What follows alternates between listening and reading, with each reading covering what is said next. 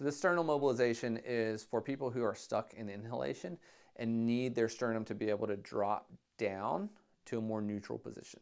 All right, we need to get to that more neutral position so that we can have better integration with our entire upper quadrant into our trunk and ultimately into our base of support.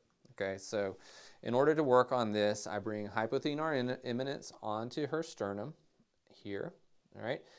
And then from here, I have her breathe just a little bit into my hands, good, and then breathe out. And then when she breathes out, I just take up all that pressure, and I'm actually feeling where through my hypothenar imminence do I feel like it's most restricted. Okay, so first I start with just this broad contact, and then I can actually move towards more of a just above the pisiform portion of the hypothenar imminence, because I feel like that's the most specific area on my hand. And with Kelsey, I feel like I want to be, she has an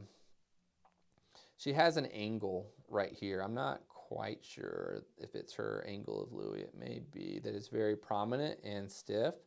And so I am interested in getting on that part of her sternum. So now go ahead and breathe in there, Kelsey. Good, and out. And I'm taking up that slack as she breathes out, three-dimensionally trying to localize, and I'm actually kind of pushing down in this way, and breathe in, and all the way out. Good, and in, and out. And so I could use an FM here. I could either try to use lower trunk rotation, so take your knees to the left, take your knees to the right. Oh, and immediately going to the right winds up into my hand there. So I could do that and couple that with breathing. And out.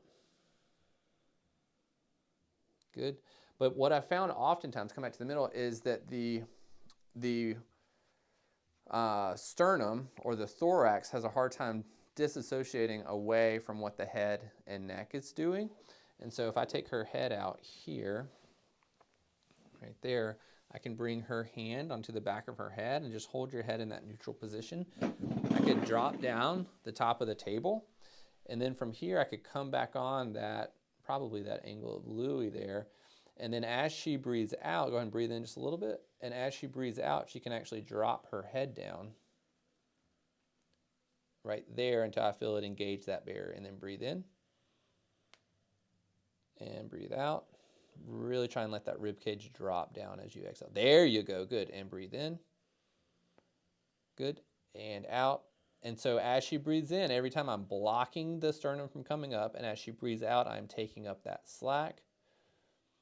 And now I'm not just taking up the slack through the sternum, I'm trying to actually drop her head down a little bit more also. So that's an extra little FM that I use all the time to try and relatively help the head disassociate away from the sternum, allow the sternum to drop and be more integrated. Okay, so that is working on the sternum, A to P, working on exhalation, improving position over the pelvis.